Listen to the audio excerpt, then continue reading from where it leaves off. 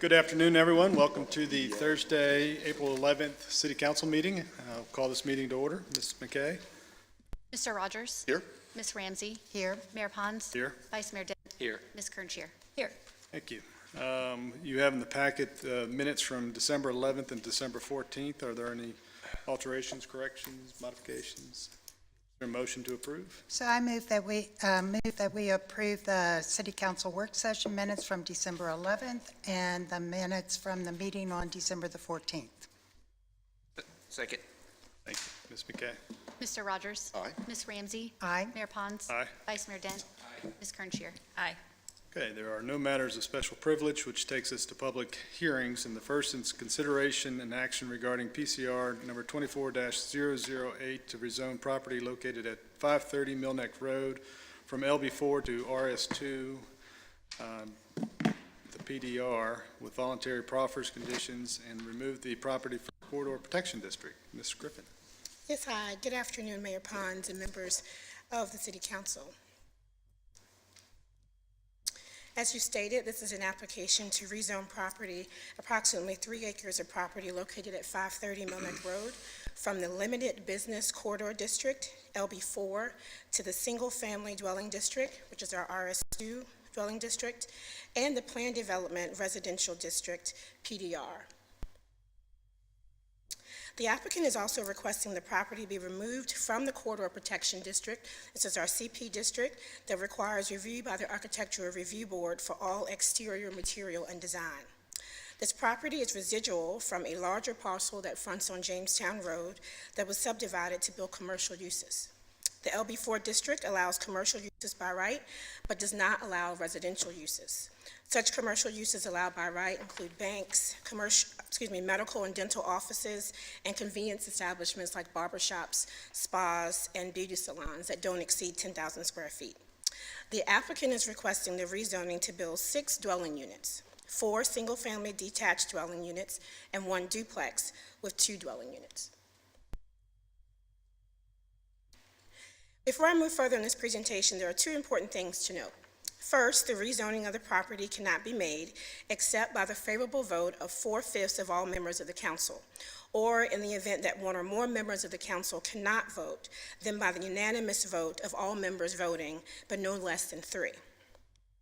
This is in accordance with Section 21.63B of the zoning ordinance, which allows the owners of 20% or more of the area adjacent to the property, 530 Millneck Road, to have filed a petition to require the supermajority vote of council, and this has been done. Second, you should know that this application is similar to PDR 23-020 that was submitted back last year. The first application presented to staff and the Planning Commission follows the current zoning request from the LB4 to RS2 to PDR, but at that time, the applicant requested 9 units be built. It was 5 single-family detached units and 2 duplexes. There was a proffered condition, and this proffered condition that no more than 9 units be built. Staff and the Planning Commission recommended denial of this request because the density was over the 1 to 3 units allowed in the comprehensive plan, or suggested by the comprehensive plan. This was then forwarded to the City Council and slated to be heard at your November City Council meeting in 2023 and your January meeting of 2024. However, it was requested to be tabled by the applicant. Over time, the request has changed from 9 units to 7 units, and the applicant took some time to talk to the adjacent property owners to see what their wishes were.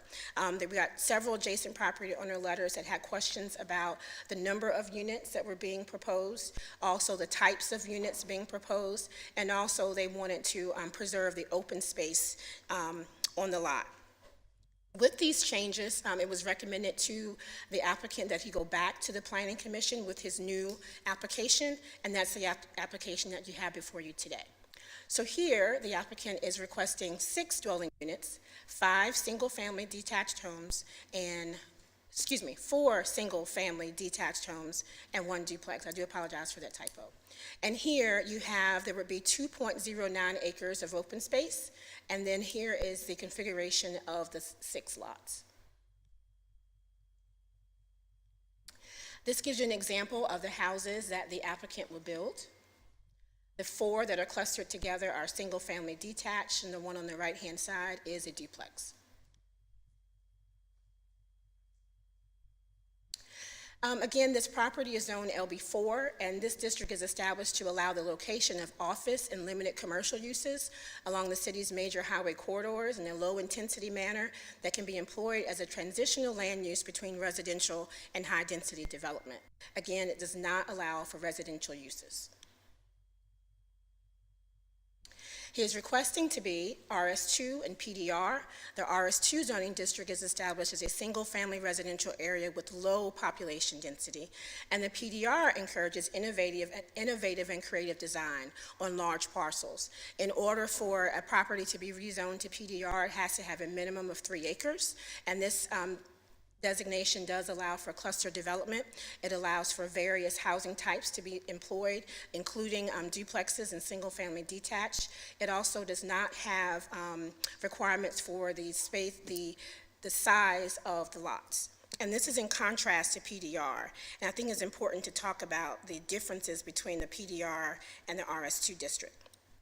In the RS2 district, the minimum lot area required for a single-family detached home is 10,000 square feet. Except if you're going to have more than 2 homes, it has to be 12,500 square feet. The district also has setback requirements, front yard setbacks, rear and side yard setbacks, but there are no open space requirements in the RS2 district. There is a cluster option that you're able to have in the RS2 district, but you have to have a minimum of 5 acres in order to do that. Because this is 3 acres, this property is not eligible for the RS2 cluster. Instead, they can do the PDR, which I just told you what can happen there, and it's very similar to the cluster development, but it only requires 3 acres.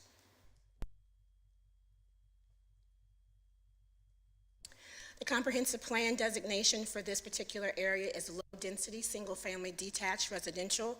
It is the lowest residential development intensity with densities of 1 to 3 dwelling units per net acre.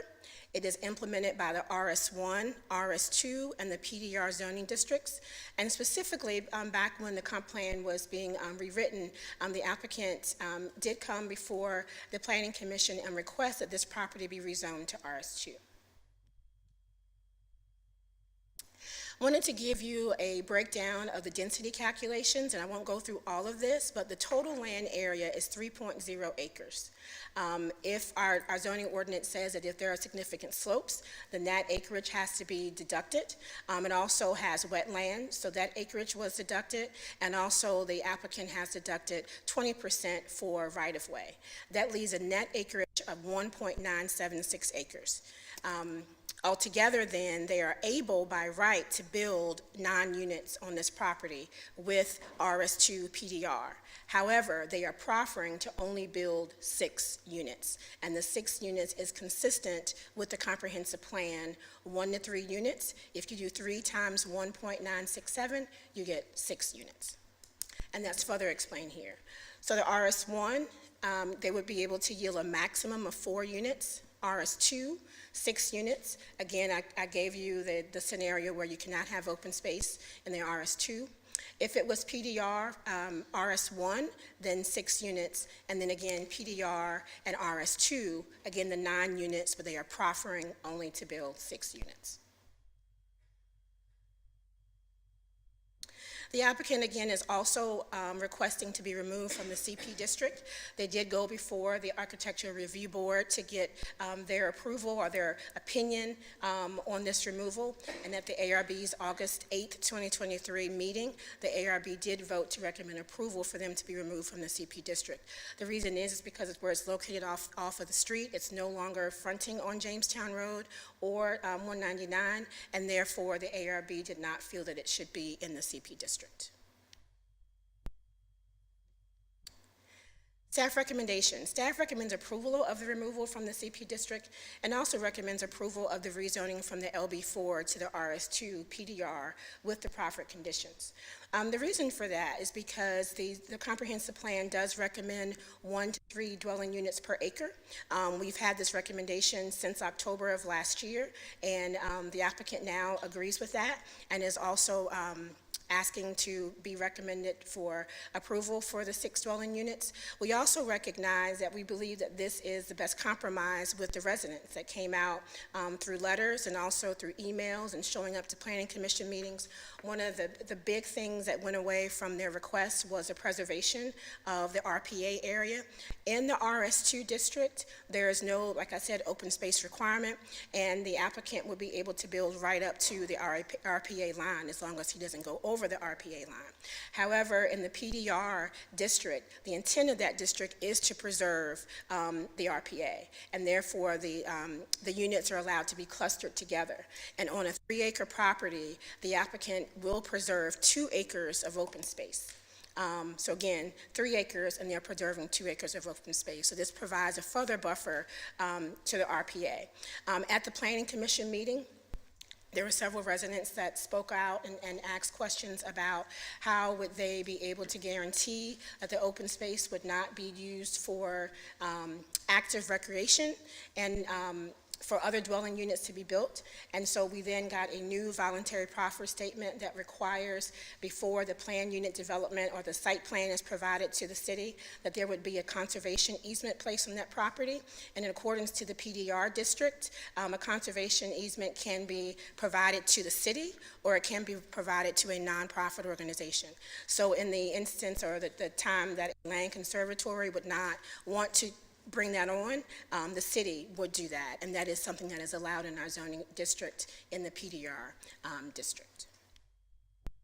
At the March 20th meeting of the Planning Commission, they also recommended approval of this application. They too felt that the applicant had met the comprehensive plan designation and also met the concerns of the residents that came out. If you have any questions, I am able to answer them, and these are a list of the proffered conditions. No more than 6 dwelling units will be built. Again, they can do up to 9. The property shall be developed generally following the conceptual plan that you saw earlier in the presentation, and also here is the note to the conservation easement.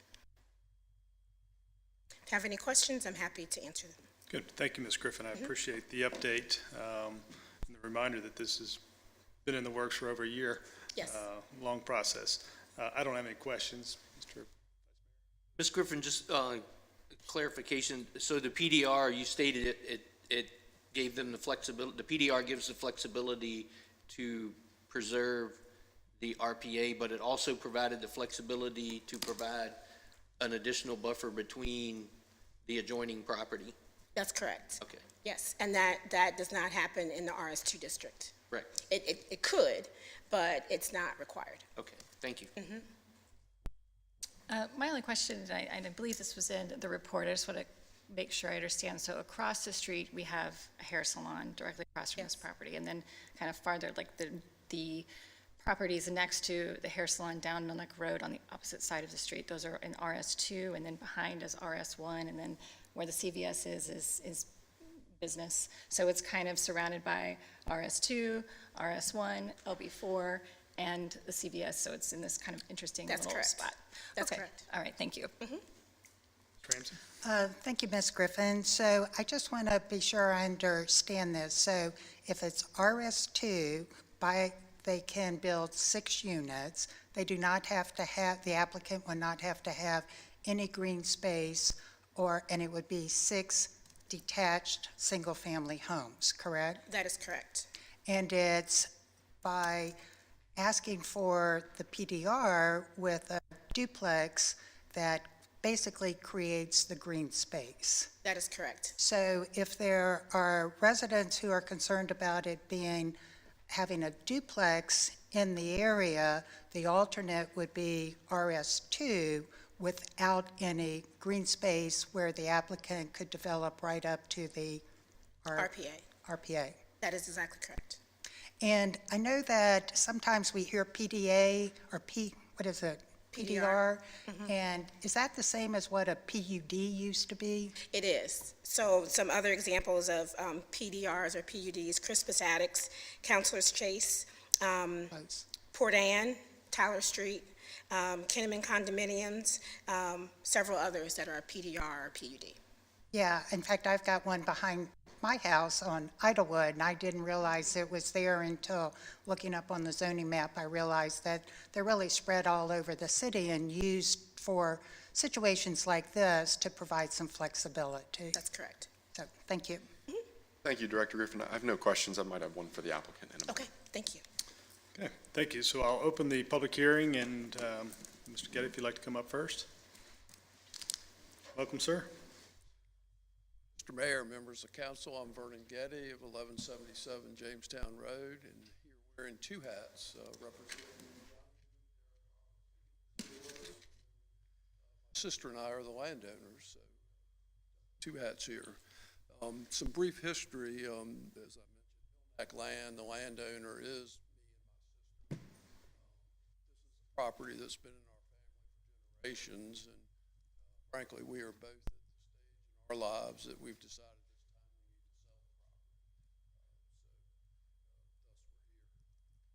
this property is zoned LB4 and could be today developed by right as an office park, lighting and parking lots and everything that would go with that. And before you now, all similar to the earlier plans, prior application, did come out of meetings I had with neighbors. Reduction in the number of units to the 6 called for by the comprehensive plan, but also the unit mix for single-family detached duplex allows the clustering you see and allows the big areas of open space in the plan. I think one of the great strengths of the plan. Just a couple of points, and I'll be brief. It is now 6 units, which is in accordance with the comprehensive plan. Of course, the residential use is in accordance with the comprehensive plan. It generates significantly less traffic than the by right development would generate. You probably saw Tevye's report. An office park would generate anywhere from 100 to 400 trips a day using the ITE manual.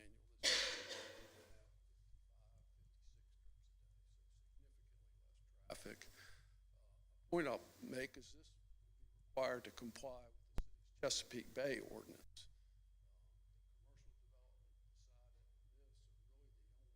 Modern developments in the area that will be complying with the Chesapeake Bay ordinance. So we won't have adverse environmental impacts.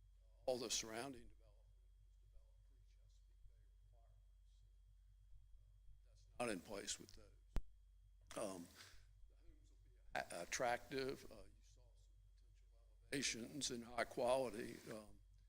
Derek tells us the anticipated price range for the single-family detached homes is in the $700,000 to $800,000 range. Each of the duplexes, units would be in the $480,000 to $520,000 range. So with that, I'll be answered.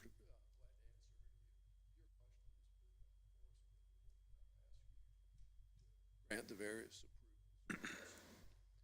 Thank you, Mr. Getty. I believe, Mr. Rogers, did you have a question? I did. Thank you, Mr. Getty, for coming and speaking in front of us and being a really well-meaning, I think, applicant and also community member throughout this process. I live quite close to the parcel itself, so I've been able to walk it with some neighbors of mine on Cole Lane and Millneck. Can you speak towards you talked about the difference in unit makeup as far as single duplex. Can you speak towards the actual positioning on the lot itself and why you ended up with a little bit more of a buffer between these sites and the existing residential community? The idea was you could still have 4 lots on Millneck Road. Removing the lot that would have been immediately adjacent to our closest neighbor. Prior plans, there would also have been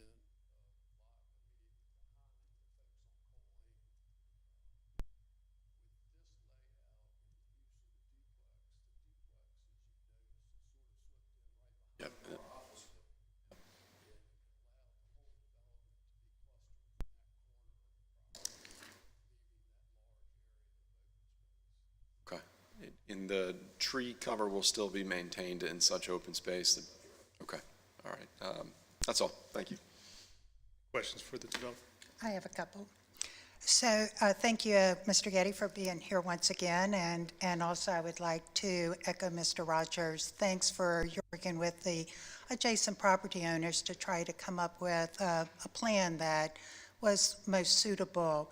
I had two questions regarding sort of the proposed houses. I think I read somewhere they were going to be in the 2,000, 2,500 square foot size.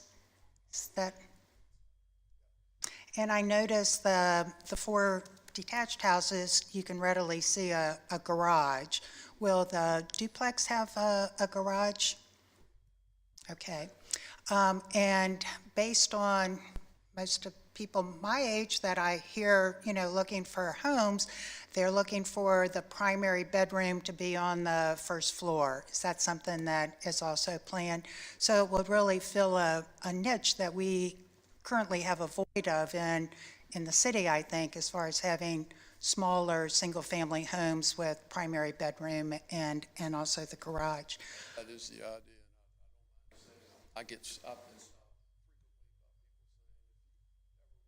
Lots there, call us. Yeah, and in fact, looking back, it appears that across the street and even on this side of the street, there have been lots sold off and built over the past 7 years or so. And they also seem to be in the same square footage range, so it'll be in alignment with what's already there. So when you were here the last time, you talked about an HOA that would take care of the common ground. So would there still be an HOA? All on the plan, the lots themselves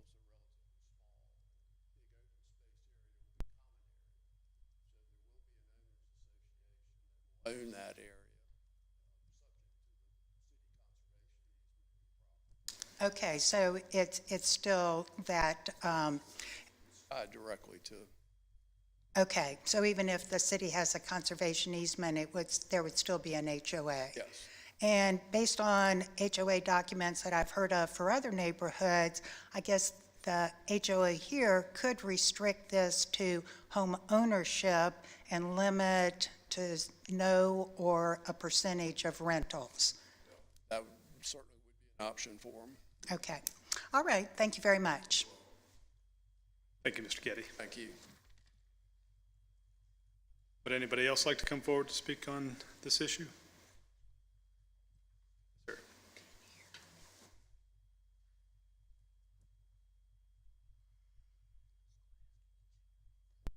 Just state your name and address for the record, please. Welcome. My name is Jonathan Fry. I live in Walnut Hills. I think overall it's a great plan. I think the lot should be developed.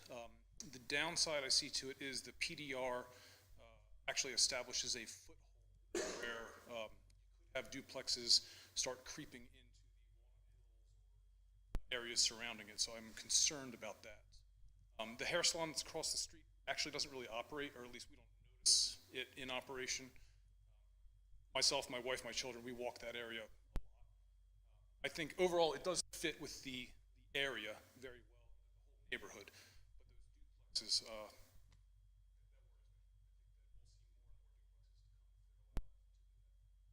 thanks. Thank you, sir. Would anybody else like to come forward? Sir.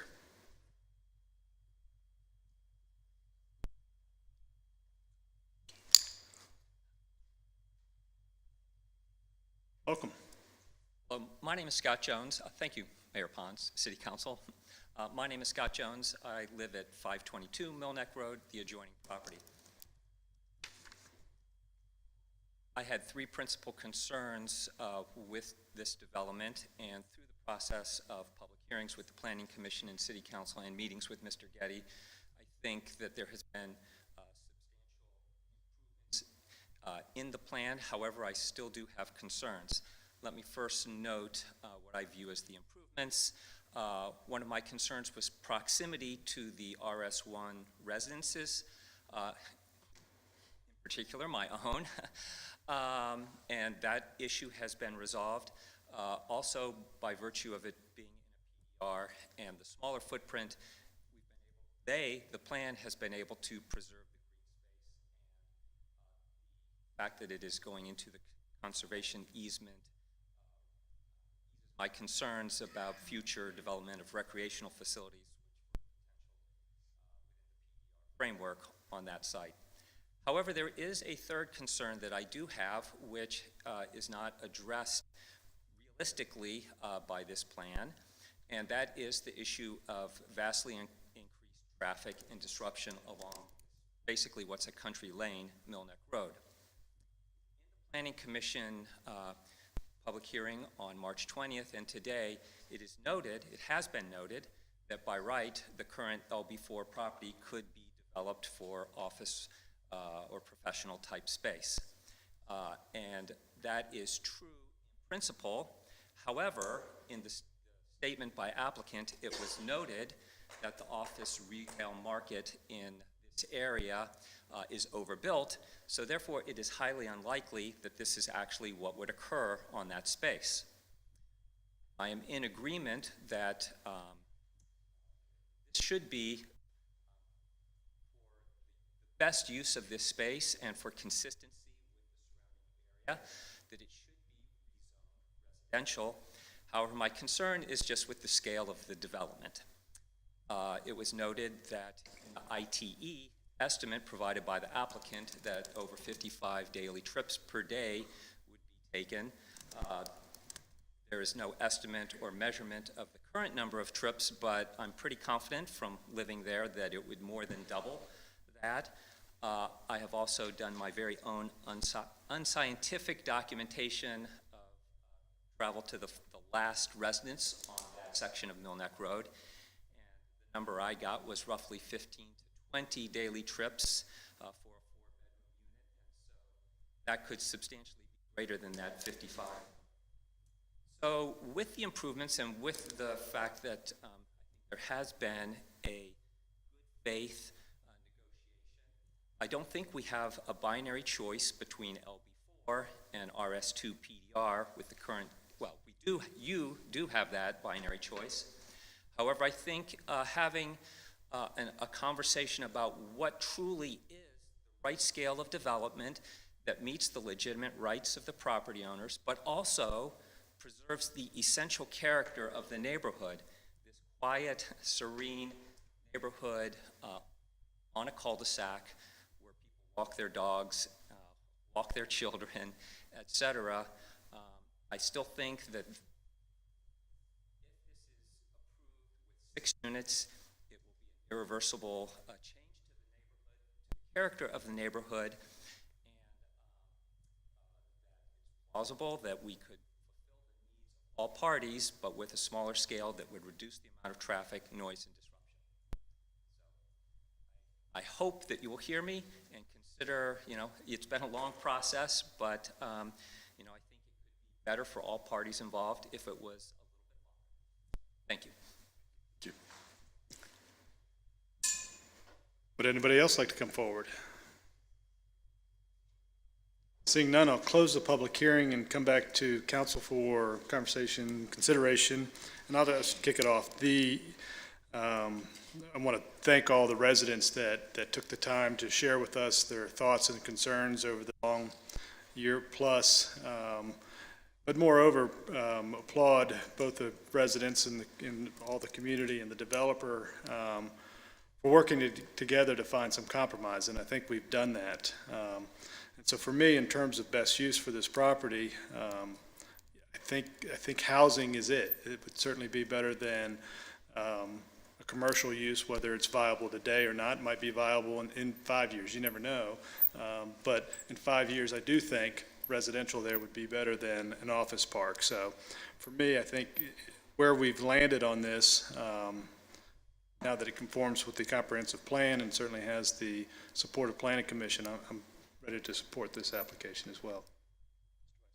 Thank you, Mr. Mayor. I too would like to thank everyone that's participated in this process, in the community, the applicant. I think this is an outstanding example of the applicant working with the neighboring property owners to come up with a viable solution for this piece of property. Maybe not to everyone's satisfaction, as Mr. Jones just spoke. He's still concerned about traffic, but I think overall with the concessions that were made to protect the RPA, give some additional buffer to the neighboring properties. This is a good place to land for this piece of property. I too agree that it's residential, and it may not be the perfect solution that everyone agrees to, but I think there's been enough compromise between the applicant and the adjoining property owners that it's something that it would be acceptable to this neighborhood. Yes, so it's the word of the day here, hopefully. The word right now is compromise, right? And so I think what we see here is like, what does this actually happen? And it seems like we don't hear a lot about compromise these days in general, and there could be various reasons for this. I think compromise could be a little anticlimactic, right? On the one hand, neither side can claim total victory, right? Because neither side is getting what they started out wanting at the beginning. And both sides also are going to share a loss, right? And who wants to talk about losing, right? So, either way, sometimes compromise is kind of the, as my son would say, the womp womp of the situation, right? But I actually don't think of it that way. I actually hope that we all take a minute here to to just land on this, because this is a small little piece of property at the end of a street that most of us don't go down, and if you do go down it, you may not go down to the very end, right? So it doesn't really seem to maybe everybody like that big of a deal, but it's a big deal to the people who live there. It's a big deal to the people who own property. And I think actually we should sort of take this moment as it's a big deal in the sense that we've been spending months trying to figure out what is the best way to recognize the rights of the owner who owns the land, to actually listen to the neighbors, not to just respond, but to actually listen and take into account what they say, right? And think about what does it mean to actually preserve the character of a neighborhood. Sometimes preserving the character of a neighborhood isn't necessarily just having the same zoning designation. Sometimes preserving the character of a neighborhood is how many trees are there? Like, does it still look the same, right? The environment, do we have a buffer? Do we have space? Do we have green space? That is also what preserves the character of a neighborhood, and not necessarily is it RS1, RS2, PDR, or what have you. I'm far more concerned, right, with green space and having it be a nice place to live than when I look on the zoning map, what does it say?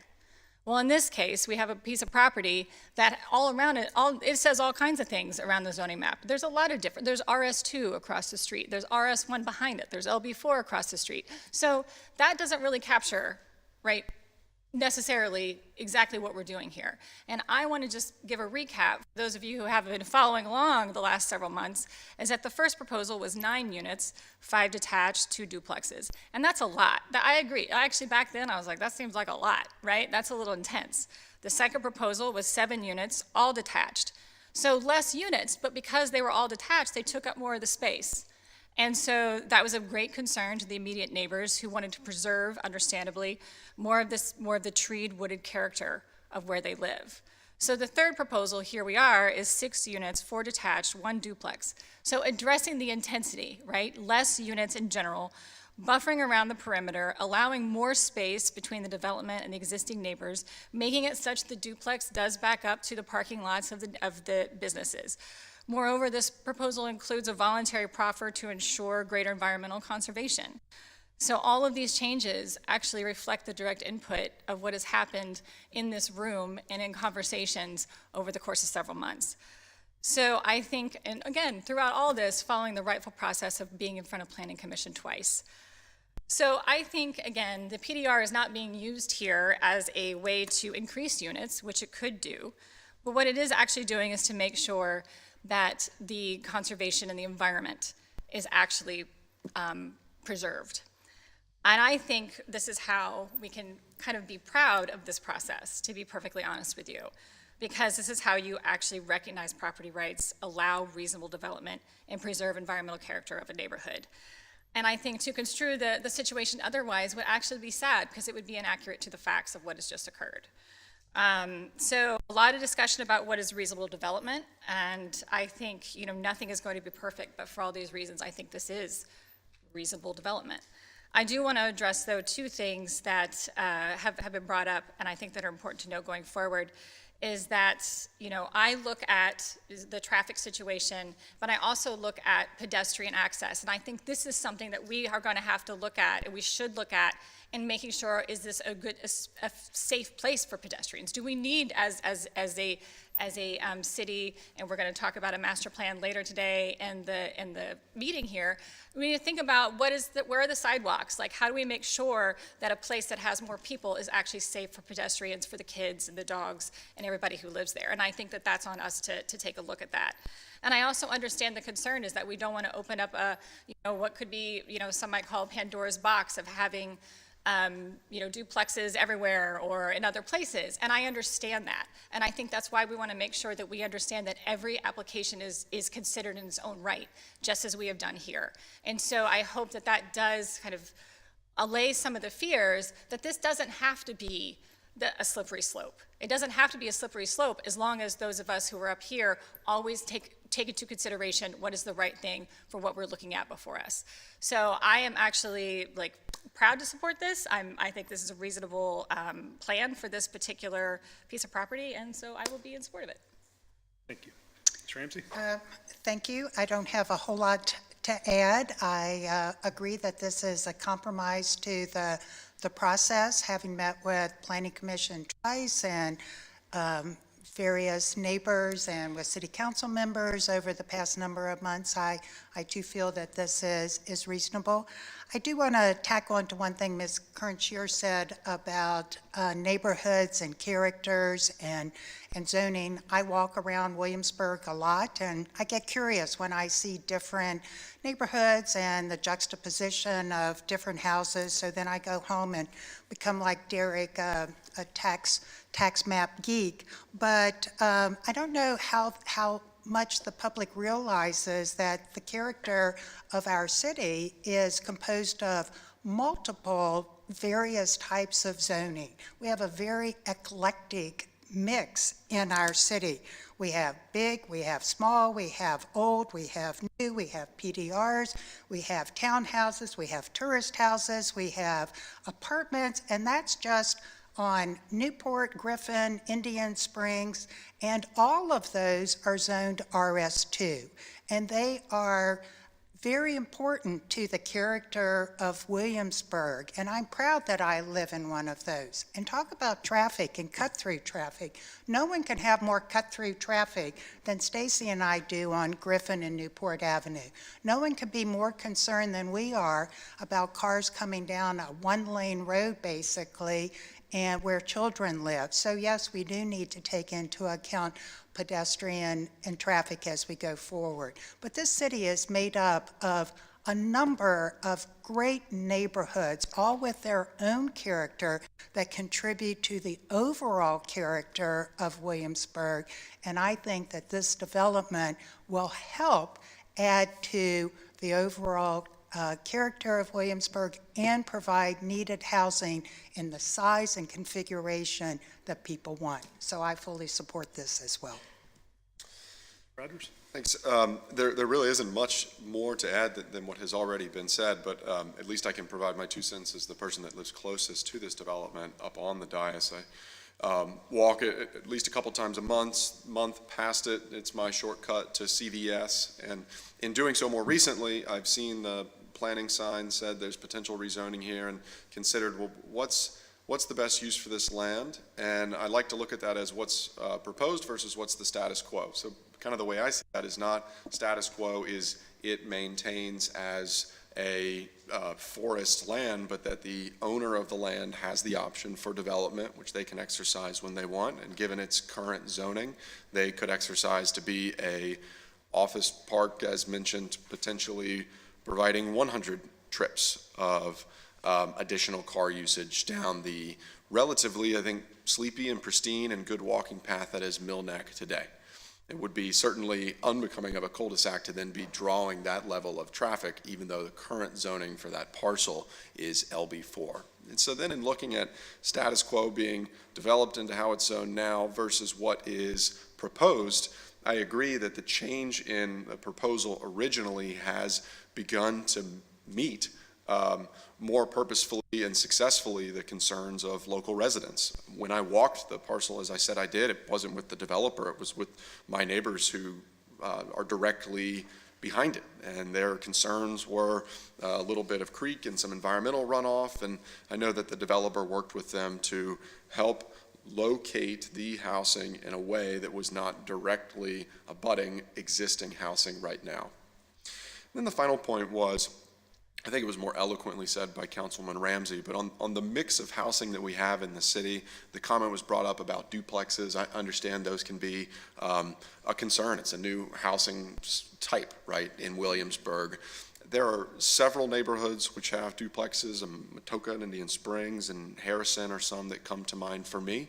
But I'll say as well that this is just more in line with Williamsburg having a mix of housing. It is not a slippery slope that may lead then to a totality of housing and zoning changes in an area. So I think this does give us that existing makeup of housing that we've had, while in allowing one of the units to be duplexes sold at a more affordable rate for those that want to live in Williamsburg. For all those reasons, for how I see it of status quo and how it's zoned now versus what it could be, I'm also in favor of the project. I think it's best used for that land. Thank you. Thank you.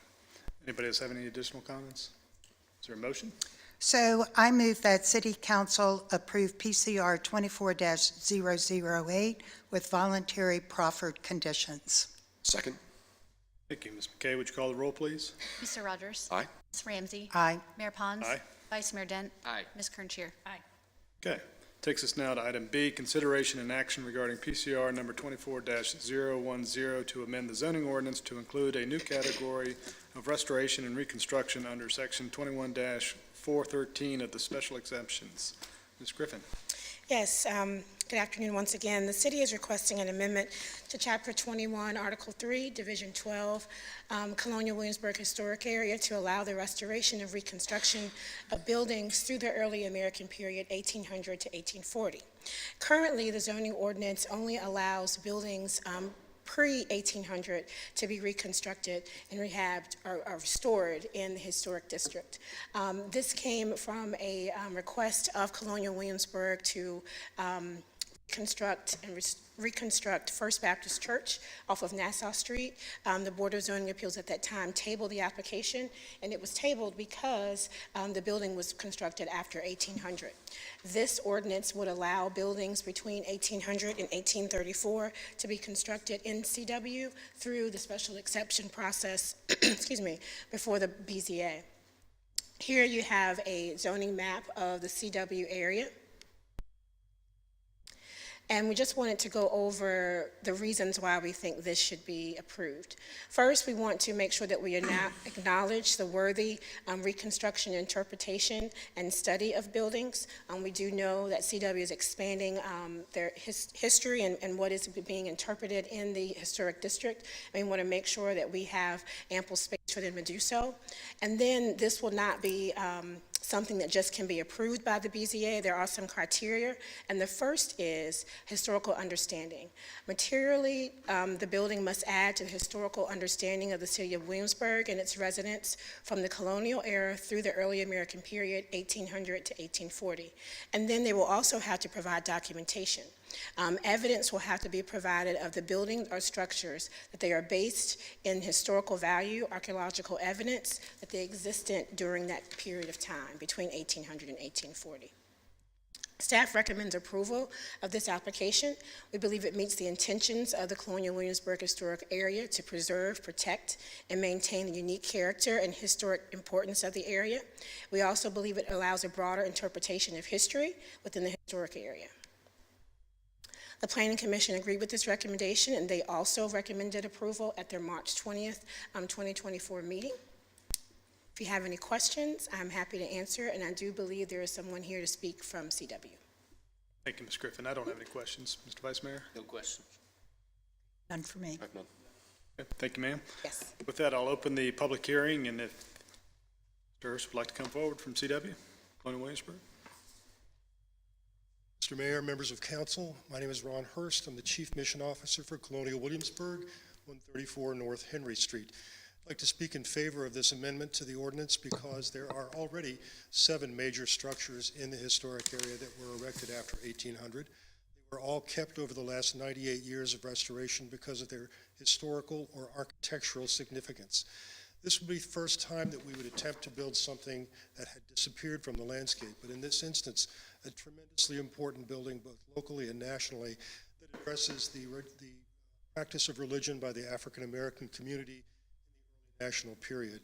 We have concrete, clear evidence of the building's existence, its footprint, indeed its very foundations survive in the ground, and we know that it was erected by 1804 but no later than 1817 because we had the very good fortune to find a dated coin under one of the bricks from 1817. There's no doubt whatsoever. The congregation worshiped in the building until it was destroyed by a tornado. I think that reconstructing it adds a very important part to the story of early American history, and particularly of the black experience in Virginia. Thank you, sir. Anybody questions for the applicant? I just have one. It was brought up at Planning Commission, and I thought it might be helpful for this audience as well as to why 1840 as far as sort of the end date. I think that 1840 was recommended by staff. There really could be any number of dates recommended, but we know that what happens in Williamsburg is that after the government moves to Richmond in 1780, the population plummets. There is really no strong economic reason for the city's continued existence because it's not on a port. And so there isn't a lot of architectural development in town after that point. Things don't really begin to change until the First World War. Penniman Road plant is built for munitions, and suddenly there's a lot of construction and demolition. Thank you. And from a staff perspective, we picked that date to be able to give CW the maximum amount of flexibility to interpret the church. Thank you. No questions. Thank you, Mr. Hurst. Would anybody else like to come forward? Seeing none, I'll close the public hearing and really just kind of echo what we heard from Ms. Griffin, I think, and Mr. Hurst, the allowance of this change in the ordinance to recreate the First Baptist Church is something that's important to the community, not just ours, but across the Commonwealth and the nation for that matter, to be able to tell the story that has not been told and not preserved. I think it's a critical part of who we are as Williamsburg residents, and certainly do support this. Yeah, I agree. It's an extremely important piece of history that we need to allow to be reconstructed for additional interpretation. I agree as well, and I just think it's exciting how much new, old stuff Colonial Williamsburg is uncovering. So, thank you. Yep, and I'm in agreement too. This small text change will allow us to recreate and program around an important historical artifact, even if slightly past an original line drawn around what year it was in operation. So, thank you. Thank you. Is there a motion? Yes, so I move that City Council approve PCR 24-010. Second. Ms. McKay? Mr. Rogers? Aye. Ms. Ramsey? Aye. Mayor Pons? Aye. Vice Mayor Dent? Aye. Ms. Kernshire? Aye. Okay, next on the agenda is a public hearing regarding the proposed FY25 budget. Mr. Trivett? Yes, thank you, Mayor, members of council. I presented the FY25 budget to you on Monday, and not a lot has changed. We have gone through and found some typos and things and corrected those, as we will continue to do up to adoption. There are still a couple of pieces that we are waiting on, which will substantially, or could substantially, change the budget. The first is the state's adoption of a budget. We still don't know exactly what revenues will look like from them and how they might impact our spending plan, as well as the adoption of the James City County budget as it relates to school costs generally. And so as those two things become more clear, we'll of course have to amend the budget, hopefully prior to our adoption, but let's say that the state budget like last year goes past the point where we adopt in May, then we would just have to do a budget amendment to reflect any changes that are necessary as a result of that. What you have on the agenda today are the 3 required public hearings by the state code, and we're happy to move forward with adoption. So I did call for just the one, but there are 3 items on here, and we'll handle all those together. Okay. Well, thank you for making some of those corrections, and thank you to the folks that were reading the document and pointed out a couple typos. Certainly heard a couple the other day and been notified by some. You had mentioned the state and James City County's effect, their ultimate decisions and its effect on our budget. Your experience, I mean, what would be a percentile change? I mean, it wouldn't be too much in terms of, I mean, we wouldn't look at having to adjust our tax rates as a result. Oh, I can't imagine that, but I think the changes could be substantial in the form of, as it directly relates to teacher pay. What ends up happening at the state budget level with teacher pay, and then what the school board does as they receive that information, and then what our partner, James City County, does as they receive that information to determine how to adjust the spending plan. I mean, if the state puts more money into the system, theoretically, it could lower what the funding partners have to provide to accomplish the same budget we already have in front of us. At our joint meeting with the school board in James City County, it was clear that the school board might contemplate asking to keep that additional funding from the state to further increase teacher pay. And so again, it's very hard to say, but it is a pretty substantial component of our budget that could fluctuate as we get into the state's adoption. Any other questions for Mr. Trivett before the public hearing? With that, I'll open the floor for the public hearing. If anybody would like to come forward to speak to any of these three matters, please come forward. Okay. Seeing none, I'll close the public hearing and offer if there's anybody, any council members like to make a comments or have any thoughts?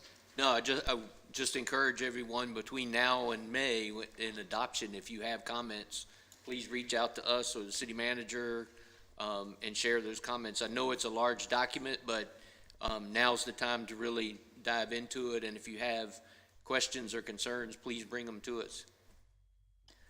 I would just also add, just in terms of public comment too, as to if for those of you who weren't here on Monday, but could go back and watch the work session from Monday where the city manager presented the budget message and went through the PowerPoint slides. So that's also a good starting place for those who maybe don't want to dive into the giant, hundreds of pages, but who want to hear the snapshots. I would definitely recommend going back and watching Monday's work session. And thank you. And the only thing I would comment on is we've talked about the big book of the budget, and Vice Mayor Dent happens to have one. He might want to pick it up and show the public that it is indeed a big document, and so it has a lot of information in it. And the other thing I would add is, in addition to the work session being available for people to watch, there is also our, what do we call it, our balancing tool. It's a balancing act. Balancing act tool that is on the website, so people can use it to see, well, if I take away this, how does it cause us to be out of budget? And one other reflection from you mentioned teacher pay. I think it was at our joint meeting with the school board that even the projected, I think it was 3.4% pay increase that the county was planning wouldn't cover the teachers' health insurance increase. So even with that pay increase, they would still be behind where they are this year. So hopefully the state budget will include additional money for our educators. And I too encourage the public's input. Council will hope to vote and finalize the budget in May. So please get in touch in the meantime. Thank you. Good. Thank you. All right. More to come. All right. Takes us now to reports. And first is the monthly departmental monthly financial statement. Ms. Dameron.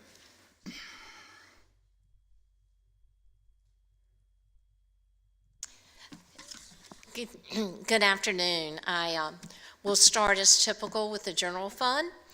The current real estate tax is at 51.9% of the budget, and looking at that, I would anticipate we would meet budget this year once the collections are in for June.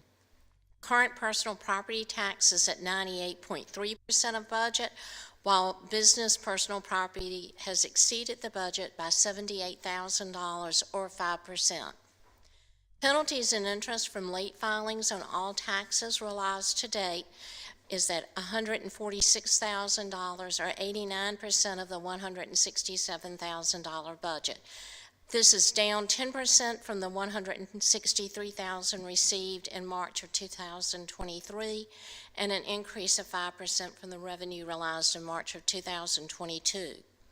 Business, professional, occupational license totaled $2.7 million and is $232,000 over the budget, or 9%.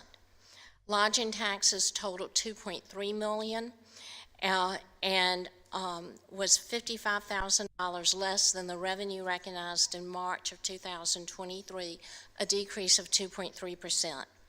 Mills tax collected totaled $5.7 million, an increase of $125,000, or a 2% increase compared to March of 2023. Communication tax, which has been declining for several years, continues to decline with a 5.5% decrease compared to fiscal year 23. General fund expenditures are in line with budget, with 71% of the budget being expended to date.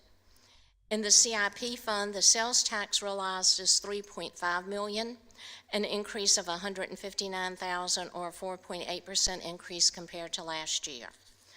Also in the CIP fund, interest income was $2.6 million, a 100.7% increase compared to last year. However, about 44% of that, or slightly over $1.2 million, of the interest income is tied to bond escrow and is restricted to projects that were either listed in the offering statement when the bonds were issued, or it can be used to pay down debt service. In the tourism fund, the historic sales tax is $1.6 million compared to $1.4 million last year, a 9.9% increase. The $2 lodging tax recognized is $576,000 compared to $592,000 last year, a 2.7% decrease. In the utility fund, total revenues realized are 46% of the budget, compared with last year's 58% of the budget revenues realized. Water revenues are about $60,000 less than in fiscal year 23, and are which were at 58 are at 58% of the FY24 budget, and that compares to 63% of the budget realized at this time in fiscal year 23. Sewer revenues realized is at 67% of the budget compared to last year's 63% of the budget realized, and is $233,000 increase, or 14.7% increase compared to last year. Just keep in mind that that revenue stream is passed through to the Hampton Roads Sanitation District, so you see that as an increased expense as well in our sewer department. Other revenues decreased by $269,000, or 25% compared to last year. Most of this decrease was related to water and sewer availability fees, which tend to fluctuate from year to year. Operating expenses for both fiscal 24 and fiscal year 23 were at 57% of their respective budgets in March. That concludes my report, and I'm happy to address any questions. Thank you, Mr. Dameron. I don't have any questions. Mr. Vice Mayor? Mr. Dameron, in looking at the report, and with can you remind me on the ARPA funds, are we under deadline? We're No. not under any deadline to expend those? If you'll recall, we met the revenue loss criteria, and we have met all the deadlines. We do continue to report, but we have expended all those funds. Okay. Thank you. No questions, thank you. I don't have any questions either. Thank you. Neither do I. Thanks, Director Dameron. Thank you, ma'am. Next is monthly departmental operating reports. Yes, Mayor, today we have two reports, and we've got Human Services and Police Department. I think we'll probably start with the Police Department, just so that their guests can go on about their day. Wendy's got to wait just a little bit longer. Fantastic. Well, thank you. Good afternoon, Mayor, Vice Mayor, members of council. Thanks for having us again.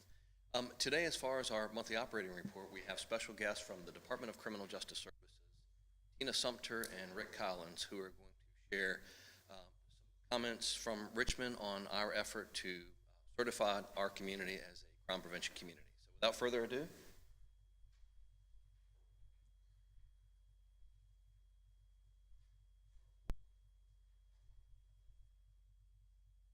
Welcome. Good afternoon. I am Tina Sumter of Virginia Department of Criminal Justice. With me today is Virginia Department Criminal Justice Law Enforcement Division Standards and Policy Manager Rick Collins. We are honored this afternoon to be before you to present the Williamsburg Police Department with a certification. But before we present the certificate, let me give you a brief history on the Certified Crime Prevention Communities Program. The Certified Crime Prevention Communities Program was developed by the Department of Criminal Justice and approved by the Commission in 1998 executive order, where Governor Gilmore charged the Commission with the responsibility of advising him on new initiatives to promote community safety, particularly youth and family safety. The Commission asked the Department of Justice to recommend programs that fostered the development of community safety initiatives at the local levels. From the 1993 Crime Commission study, Certified Crime Prevention Communities Program was designed and approved. Out of all the communities throughout Virginia, including the city of Williamsburg, there is a total of 12 certified crime prevention communities. To obtain certification, Williamsburg Police Department submitted application for initial certification. They had to meet 19 community safety elements that included 12 core elements and a minimum of 7 optional safety elements. This isn't an easy task and takes a tremendous amount of dedication, not only from the Williamsburg Police Department, but from your whole community. Throughout the review, it became clear that the success of the City of Williamsburg prevention efforts is due to 3 factors: community interactions, the dedication of the Williamsburg Police Department personnel, not only to the police department, but to your community, and program development. City Williamsburg application highlights continued growth, innovation, and finding ways to bridge to identify gaps within your community. And now Rick Collins is going to say a couple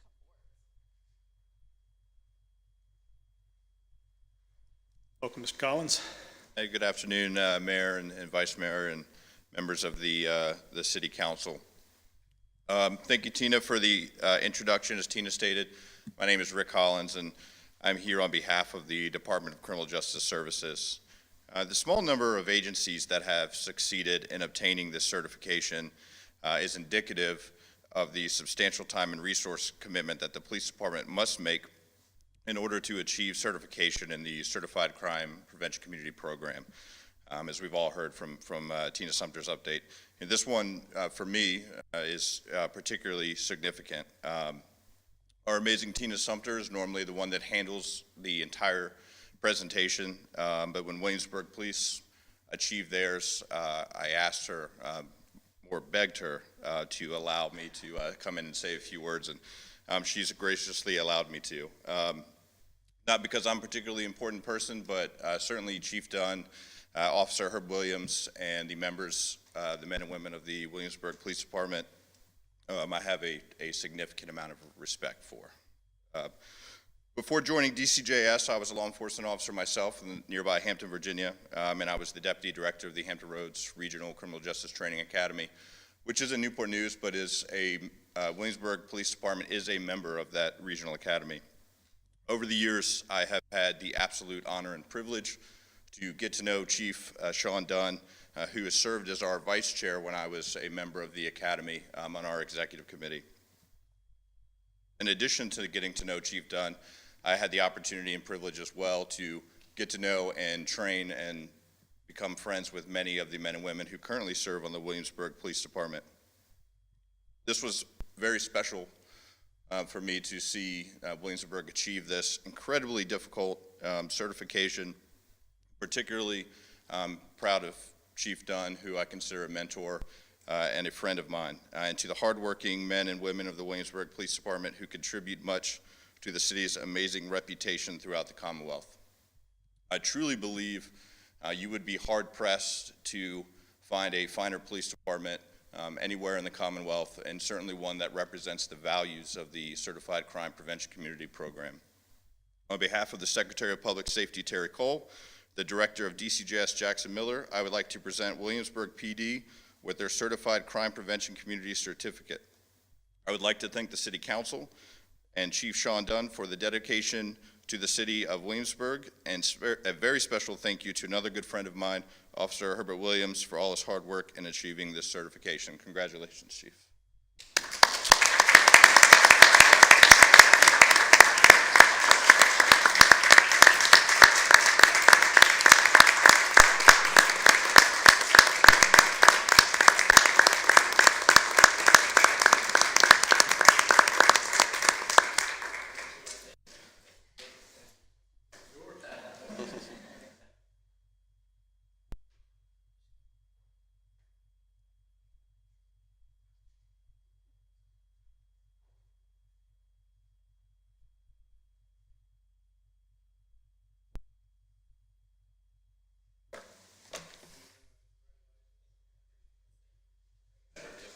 Congratulations.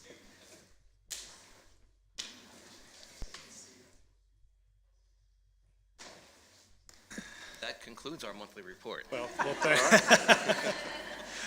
Wendy, you sure you don't want to take another month off?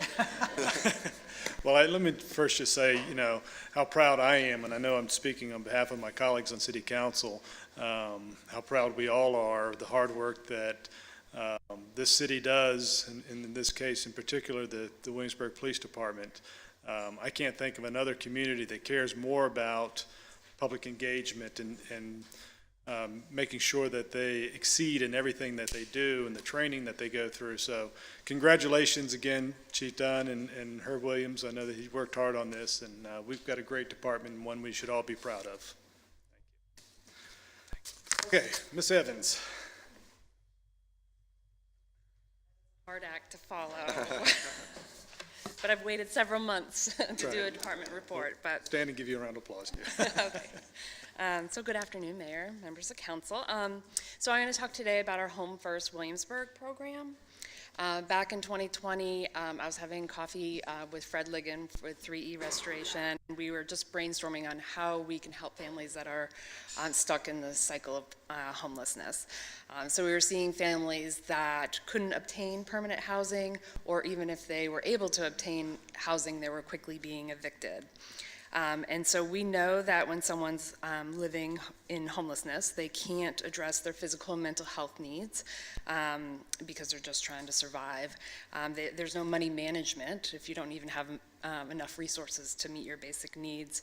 And then you're constantly moving from motels to families to friends, and so your employment is impacted because you're always calling out and you don't have a routine. So people get stuck, and so, and even when someone is lucky enough to obtain a lease and move into permanent housing, they may not have addressed their resource needs or mental health or physical health needs, so then they end up, unfortunately, potentially being evicted. So we needed resources to start a program and bridge families from living in motels to finding permanent housing. So we developed a housing first model called Home First, and we knew we needed a collaboration between multiple agencies and really take a comprehensive approach. And so I applied for several grants, and we were finally awarded a grant from Centera Cares in 2022 to initiate this pilot program. So the model includes a multidisciplinary approach, a social worker from our department, a housing specialist from 3E Restoration, and then a mental health professional with Bacon Street Youth and Family Services. So the team of 3 is working with families. So the goal is to end homelessness, connect folks to services and resources, and improve overall health and well-being for families. And so we secured 5 apartments. And so the grant funds cover the rent and utilities for those apartments. And so families can live for up to a year in the program and work alongside of our team. So they're working on resource navigation, employment benefits, physical health, mental health, and of course any needs of their children. And so we really want to get to the root of what caused the homelessness, and so that families can really sustain and maintain their permanent housing. So our staff do a lot of role modeling, life skills training. We incorporate a curriculum of decision-making tools to help families make better, healthier decisions for their family. And so we're supporting families from shifting from this survival mode to really planning and future thinking. And so in order to do that, people need a safety net, right, and security in order to access resources and really engage in moving forward.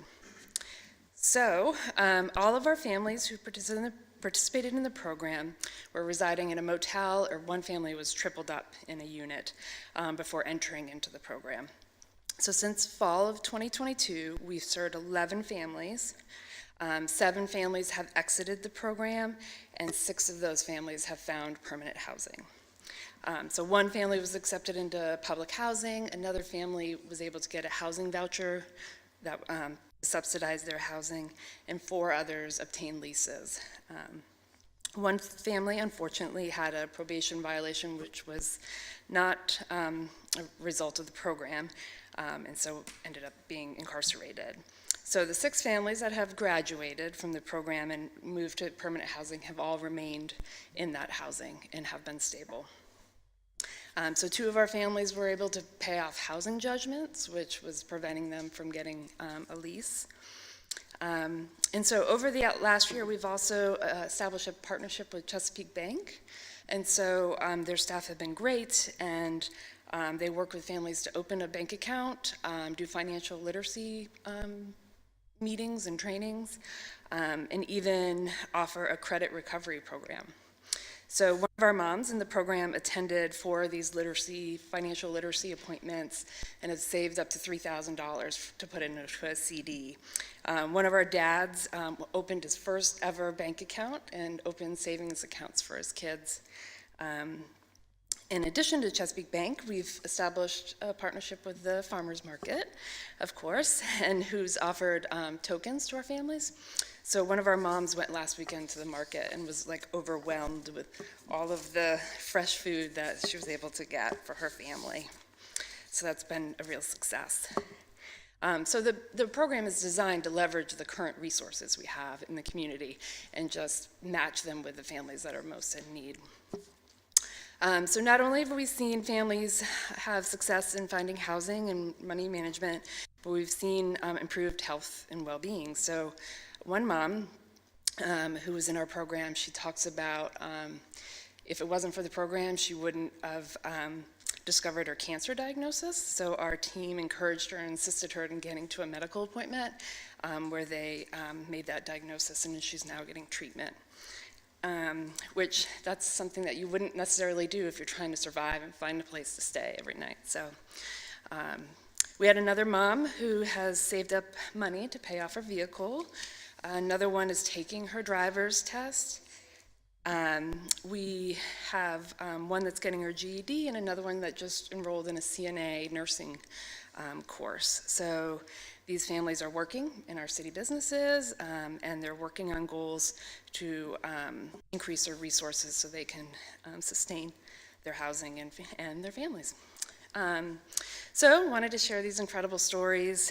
This is what keeps us motivated in doing the work we do.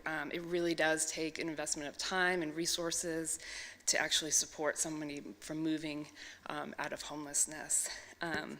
So because we saw such success with the first year, I applied for another round of funding, and we received notification from Centerra that they approved $100,000, which began in January. So I think I was going to come here in February and tell you that good news, but you've already approved it.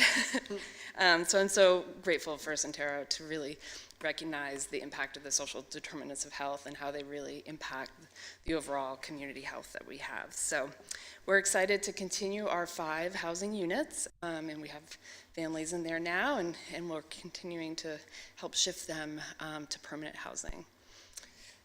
So I'm happy to answer any questions. Well, Wendy, thank you, and just because no one's here from Richmond with a plaque doesn't mean that the work that you've done isn't exemplary, and the work that your department does to help people that are in need, not just maintain, but helping people find ways to exceed themselves every day and find care and find jobs and open banking accounts and just get out of that trap that oftentimes people find themselves in. It's a real thing, and certainly some of us see it every day in our lives, and knowing that you all are there to help support people and give them that hand when they need it is very comforting to us. And it's an obvious recognition of another thing that makes our city so special. So thank you for that, Mr. Vice Mayor. Yeah, thank you, Wendy. I know it's made a significant impact in people's lives, and for the creativity to come up with this program and find the funding for it and be able to get additional funding for another year.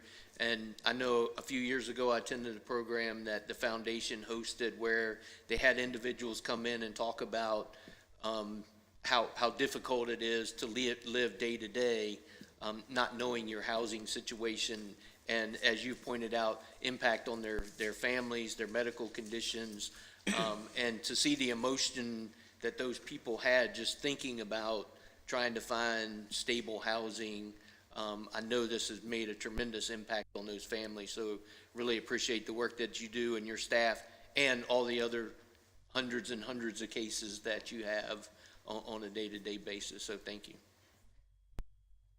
Yes, thank you so much for everything. And, I think we've talked before about how addressing these issues, it's so complicated. There are so many factors that are at play in people's lives at any given moment. And so to have to design a program that you're trying to address, like you say, address the issues from a holistic perspective is essential, because otherwise, it may not be effective. I did have one question about how do the families get connected to the program? Like, how does that happen? Yeah, so it's typically one of our agencies, so 3E or Bacon Street, or our agency sees walk-ins every day of families that are in motels. So, so we identify families that would. So it's like a referral kind of network. Yes. Okay. But flexible, right? That if there was somebody, or if somebody knew of a family that was living in a motel or needed permanent housing. And of course, this is city families that we serve, so. Okay, thank you. Thank you so much. So I don't have any questions or anything much to add other than a sincere thank you for all the work that you've done, and sort of the proof is in the pudding with the success stories of these families getting out of the cycle of homelessness. And it's really nice to hear some positive news about families and the work you've done and the impact on them, your whole department. So thank you. Yeah, Director Reifens, and I echo all the compliments. I think this program is just fantastic, and got a write recently about the innovative way to approach addressing homelessness as a housing first measure rather than just as the substitution that might help as a institution that helps charge phones or give meals, but by settling the housing challenges that someone can face, they end up supporting themselves, whether it's by finding a job, pursuing a GED, paying off a car. You also mentioned a lot of what it sounds like the mothers and maybe fathers were doing. I'm sure that has ancillary benefits for their children too, in finding that stability and getting into permanent housing afterwards. So just want to really say thank you to you and your department for the outside of the box thinking and bringing this program to Williamsburg. Great, thank you. Thank you, Ms. Hibbs. Thank you. Okay. City Manager's report? None today. City Attorney? Nothing today. That takes us now to open forum, and I have several speakers cards, and so first I'll call upon Sarah Gunn.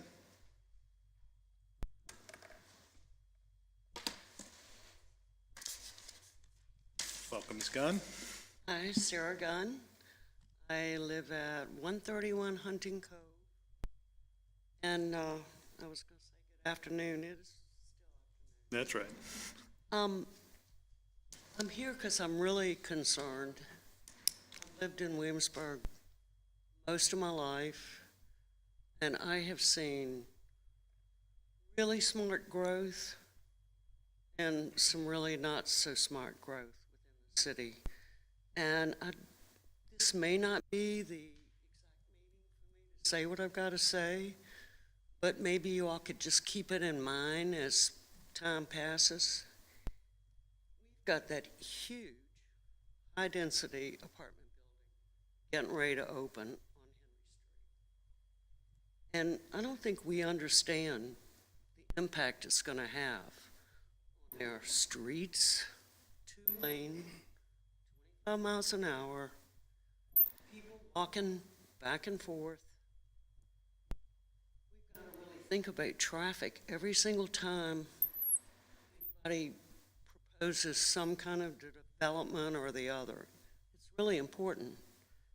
Also, too, Charlie Glazner had a conversation with Dan Clayton, and he set a meeting earlier, said Dan Clayton had expressed concern about our water supply. So we got to have that on our mind, too. Electricity is not unlimited. Once you get rid of your green space, you never get it back. And our ecosystem, because we're so low-lying, it's really sensitive and fragile. And we've got to think about all those things whenever there's kind of a project coming. So what I think that the council needs to do is to really put the brakes on. Let's look and see what happens within the city to all of those things I listed before anything else is done as far as high density or changing zoning. That's one of the things that bothers me is developers come in and they have a proposal, but they got to change all the zoning.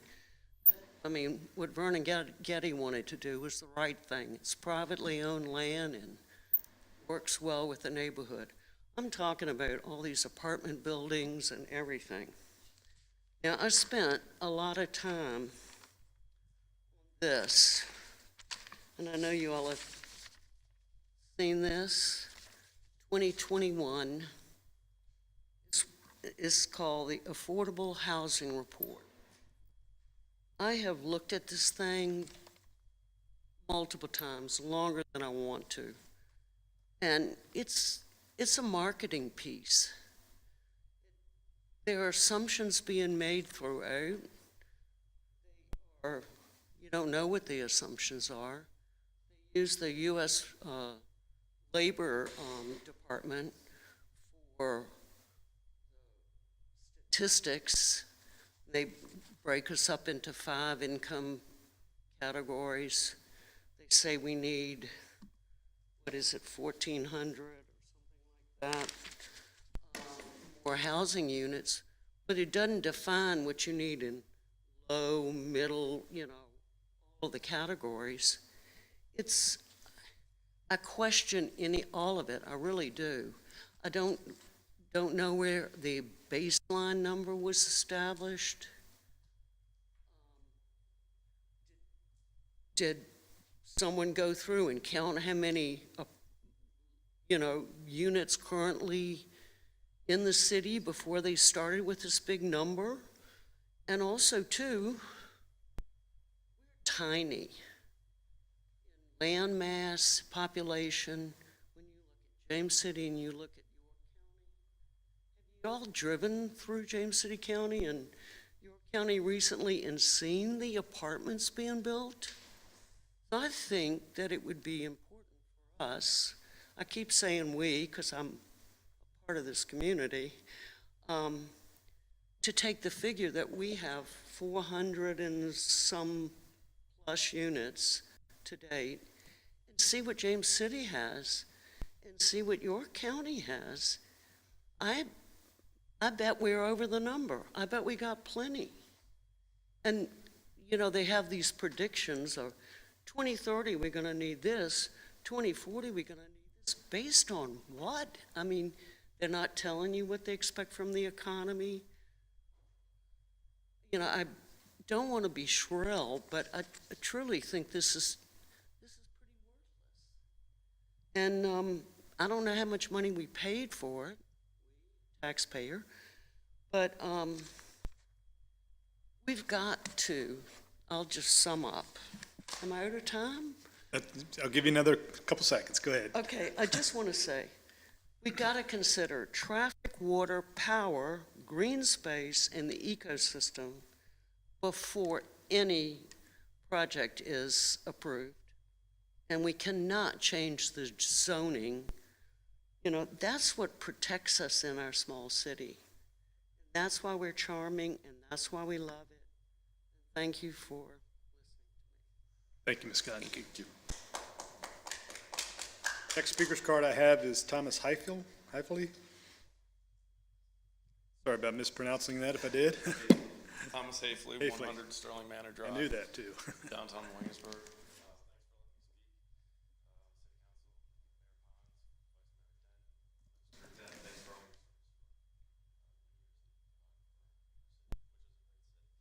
I was going to make a joke and say I'm up here to get a special use permit for a strip club / tattoo parlor / smoke vape shop. One of those is actually correct, but I don't want to start one. And I was curious why there's 3 smoke vape shops in downtown Williamsburg, all within like a block and a half. I don't know who approved them, didn't approve them, but now they're in the news for felony arrests for the 2 different shops for 2 different gentlemen that own it. And the police department, I think they all left, but they had some felony search warrants, felony arrests. That increases danger and risk. Those members want to go home to their families. I'm a medically retired state trooper, so I think I have a little skin in the game when I talk about it. I went into one of the shops just to see what was going on, and the one on Monticello Avenue, the gentleman had a 9mm Ruger sitting on the table, glass countertop. And I questioned, is the inn or the lodge, do they have 9mm handguns on the table when families check in? I doubt it. So I don't know what can be done to get these out of our city. They really don't have a place here. I think the community character of our city is unique. We need more Class A rental spaces and people that have business acumen that can make the right decisions to bring in businesses that are good for our city. Those are not. So I guess my question is, how can we get them out? I don't know if that's an answer that you can give me today. They're probably going to leave on their own, I'm assuming, because they're probably going to do some jail time over this.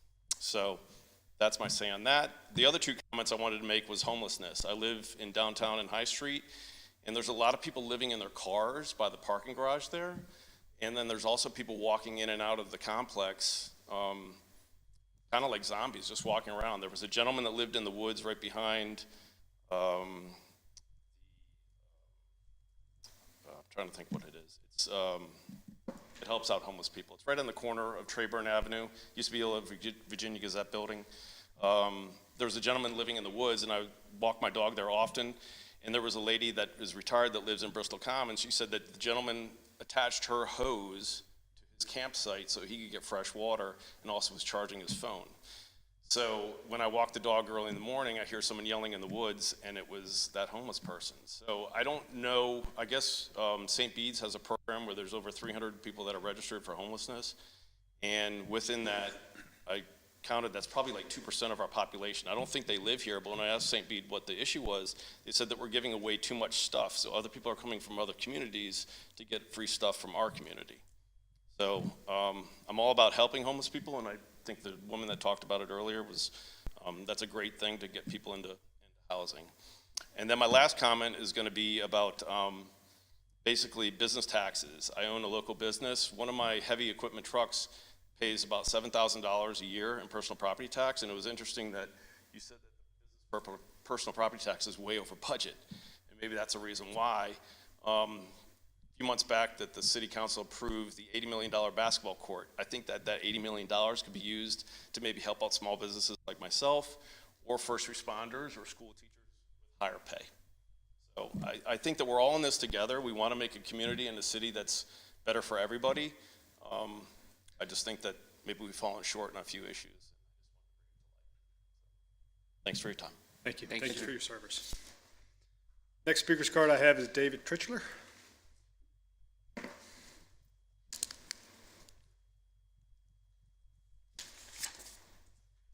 Welcome. Hello. So this is pretty awesome to see democracy in action. So thanks for you all, and thanks for city staff, and it's great to see Police Chief Dunn receive that award. Thanks for the service.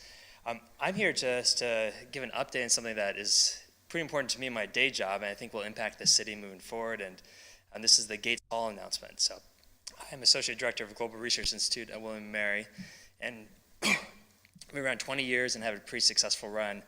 We work with about 70 individuals, data scientists, epidemiologists, other program managers, and we've been able to recruit them to Williamsburg from London, from New York, DC, based on the work that's going on, and based on the city and what you all have done along with city staff for the last 10 years. So some of the growth, some of the investments have really paid off to attract this highly educated workforce. So I'm really grateful in a professional sense. And we've also been able to bring a lot back to the city of Williamsburg.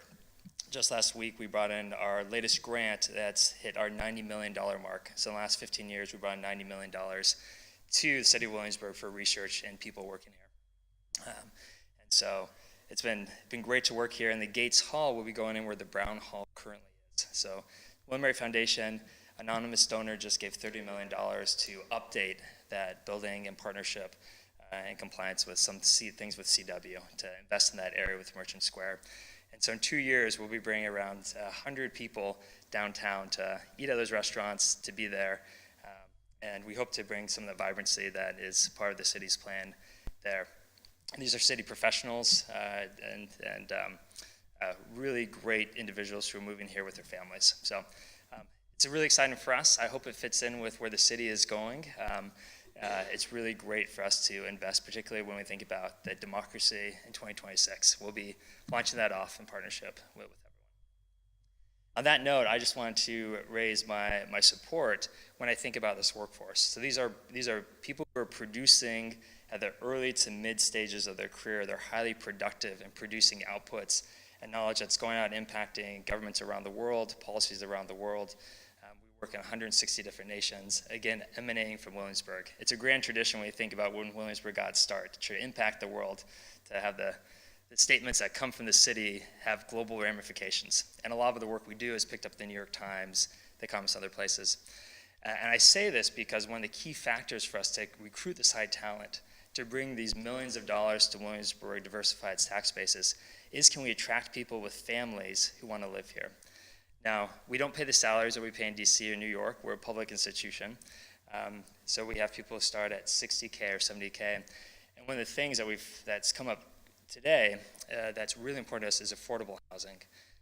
Many times these people, particularly those who are recruiting from global spaces, may not have cars. They want to work in walking distance to their site of work.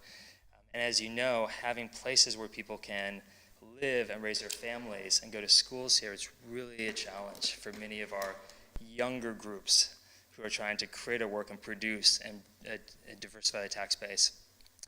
When I think of, to me, high density is not a scary word. You know, done rightly, done places where people can walk, where people can purchase things at local businesses, where we can bring these people into our city, that's a huge win for our business. That's a huge win for the work we're trying to do. It's a huge win for the knowledge we're producing in the world. So we've been big fans of the things you're doing. From a hiring standpoint, it's been really beneficial, and we really appreciate the deliberative approach the city takes to take in input. It's hard for us who work to come here at 2 o'clock in the afternoons. We try to give input in other ways. I just know there's hundreds of us trying to work and raise our families here, and we're really appreciative for the efforts to create new places for us to live, to raise our families, to invest. I saw in the future budget, which I hope comes through, is that park. That is a huge win for us with small children when we try to blow off some steam after a long day of work. We can walk to the place downtown, take in Baskin Robbins, get ice cream. Like, these things are huge wins for us who want to live not just for 5, 10, but 40 or 50 years in the city. So I just want to say thank you for investing in the next generation. I forget that you all are doing your work and we're just caught up in our own things. I don't say thank you enough, but really appreciative for the work and investing in the future. We've seen major improvements over the last couple of years. We hope it continues.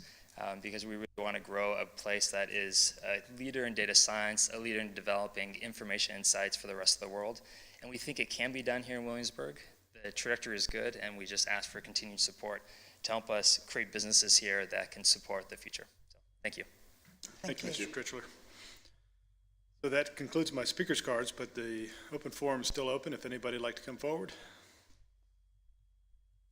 Okay, seeing none, I'll close the open forum and we'll move on the agenda. And next is unfinished business. There's no items there. It takes us to new business.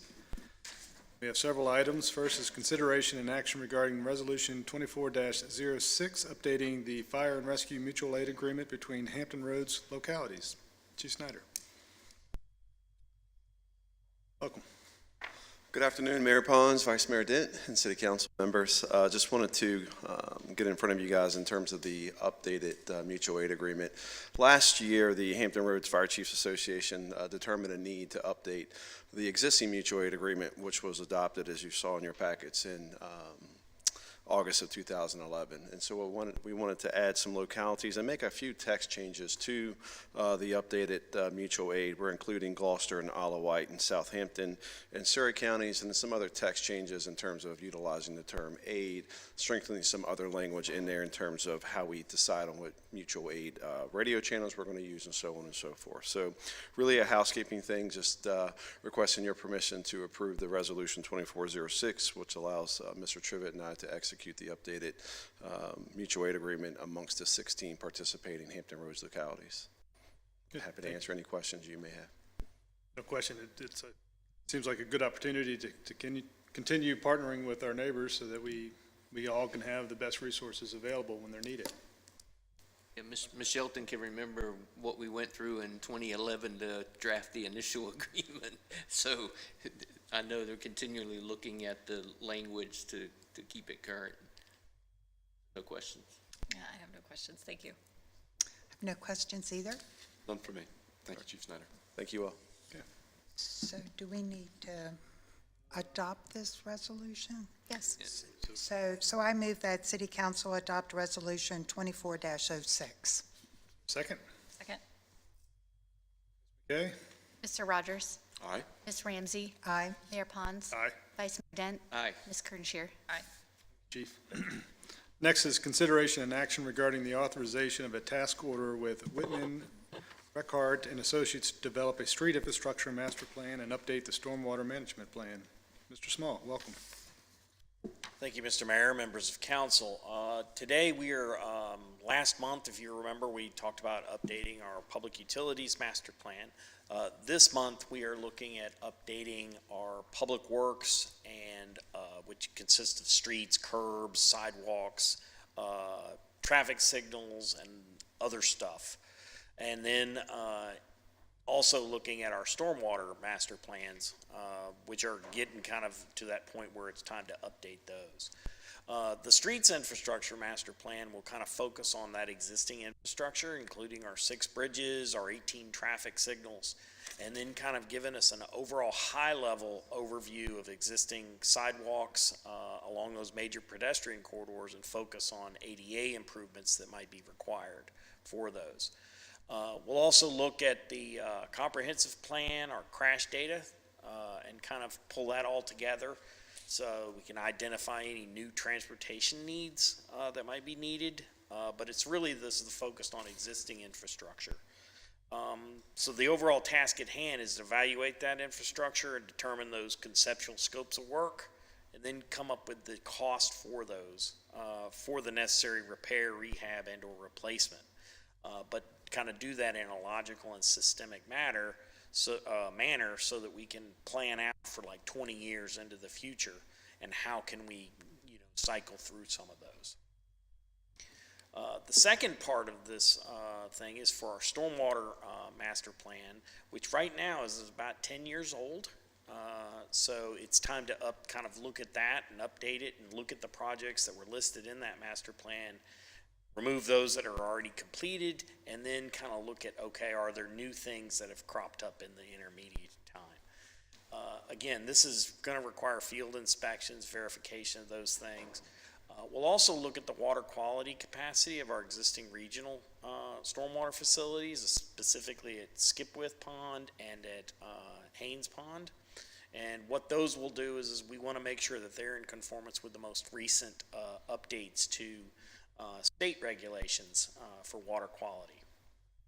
This will also develop that long-term 20-year list, and that way we can work towards building up our 6-year CIP for beginning next year.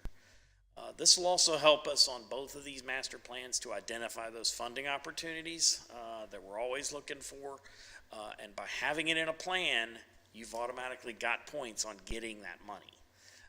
And so this helps us get that other dollars, and this will also update to our current regulations.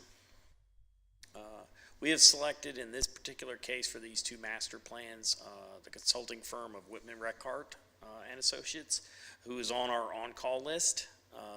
And they've got particular expertise in helping to develop CIPs with a former public works director on their staff. So with that, I'm happy to answer any questions.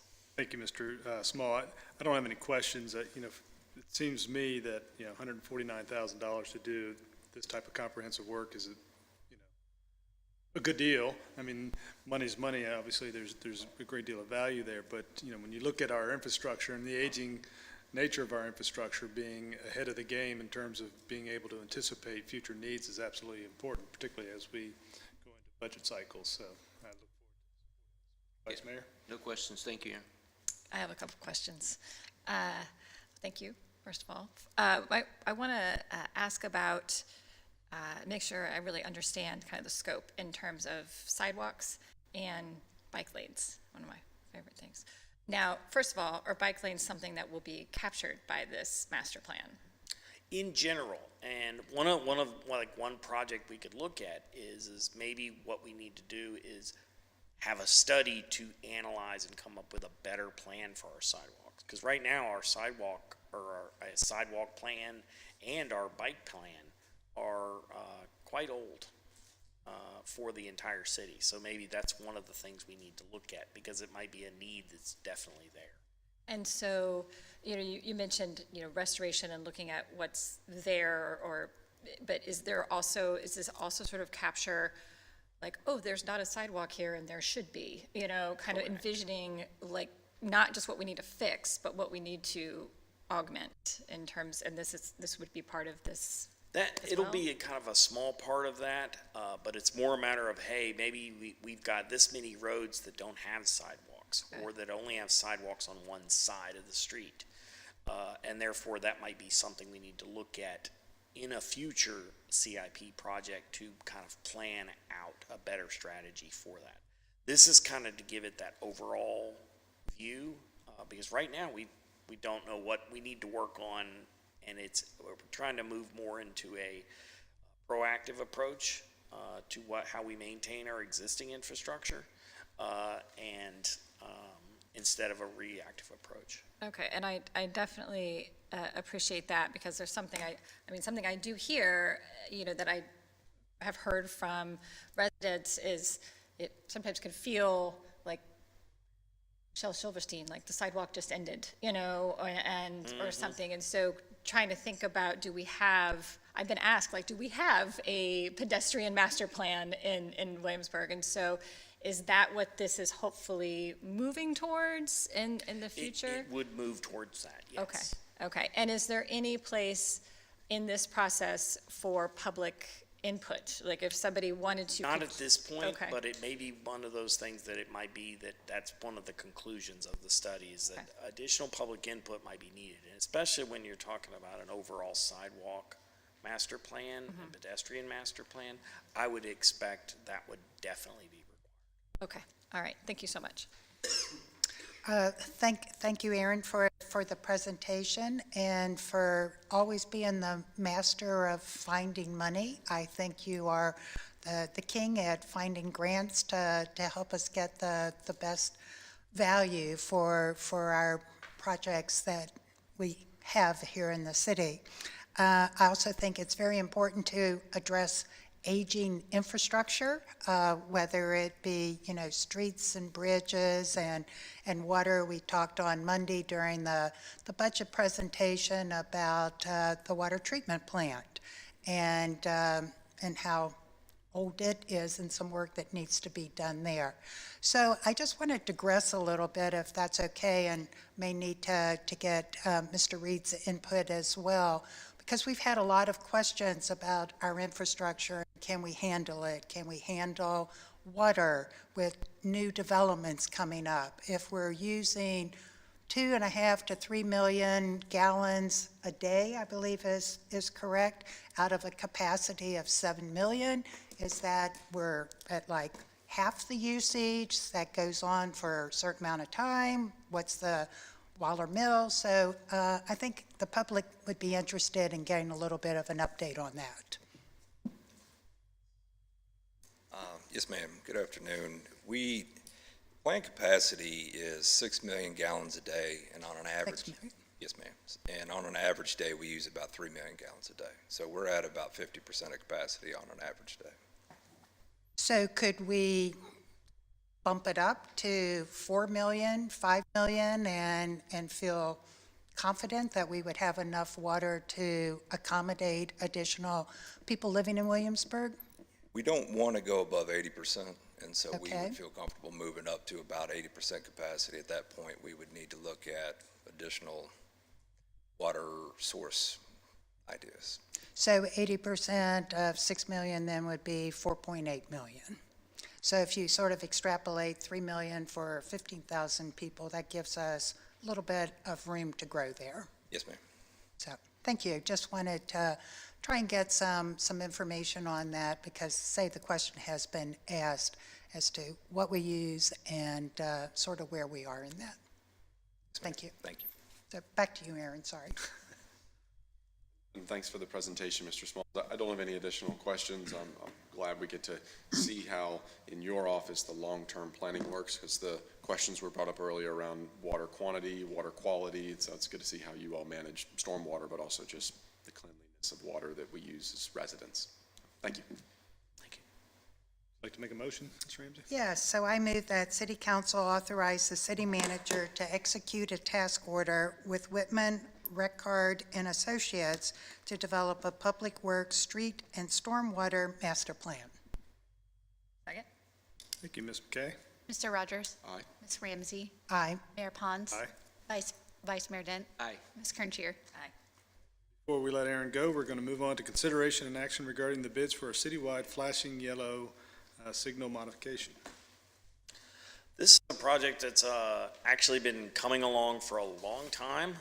Back in November of 2017, we applied for funding through VDOT and FHWA's Highway Safety Improvement Program, HSIP, to include flashing yellow signal indicators on our traffic signals. And we looked at the intersections around the city and said, okay, this one could use one, this one would work, and this one work. Not all signals are available to have this flashing yellow. For instance, at Bypass Road, we have a double left. That's not available to have that. It's just not a safe location at that. We've got a few others that are like that. And then, so we narrowed it down to 12 at the time. Said this is how many we can do, applied for and received funding from HSIP.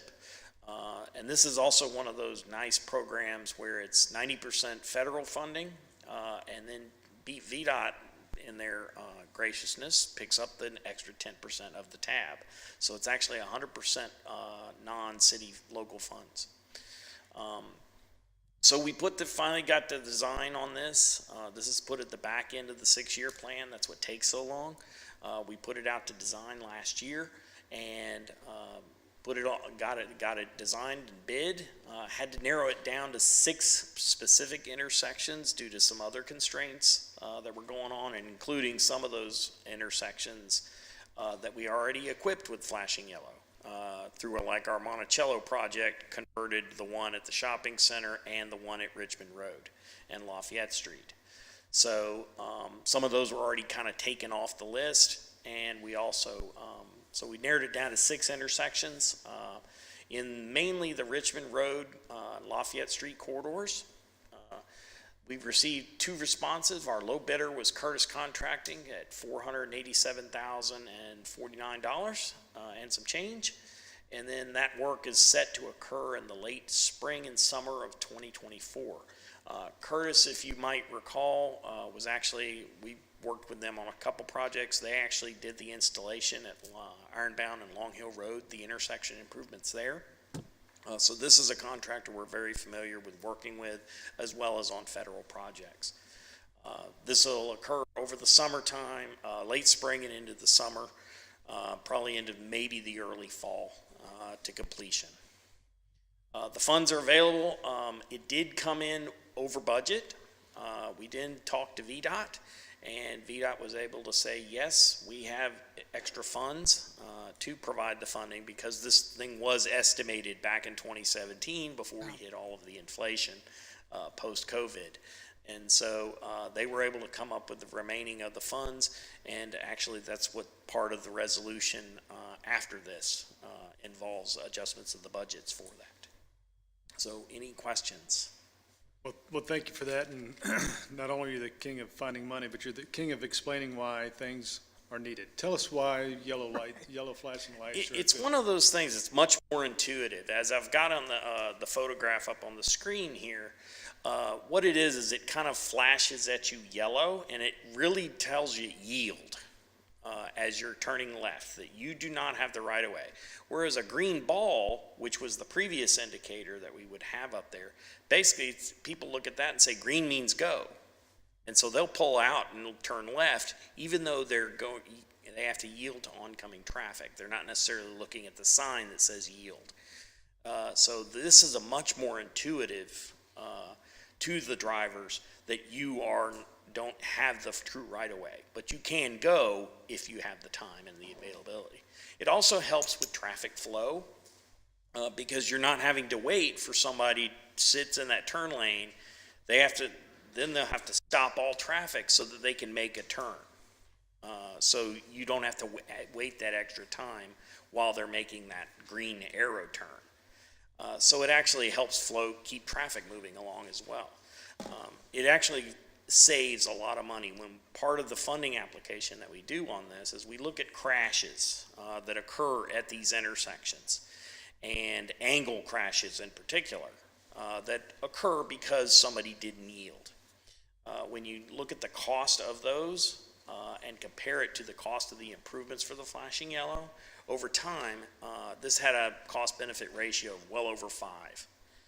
So even with the increased costs that we're seeing here, we're still above that cost-benefit ratio of 1. So it's an improvement.